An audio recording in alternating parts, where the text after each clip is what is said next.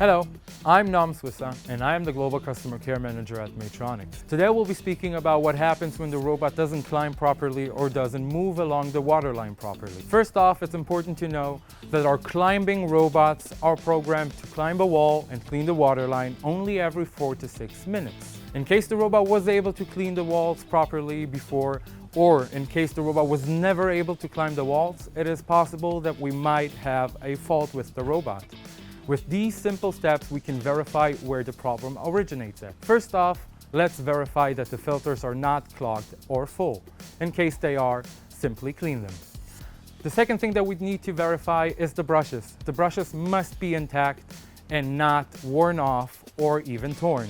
In case they are, they need to be replaced. The third point would be to verify that the blue cable is not tangled. If you notice that the blue cable is tangling up, lay it out in the sun for at least 3 hours so it would be able to return to its original state. Last but not least is to verify that the pool's chemicals are intact and balanced. If not, it can heavily affect the robot's movements and maneuverability inside the pool. And lastly, the temperature. The temperature must always be between 15 and 35 degrees Celsius for the robot to climb properly.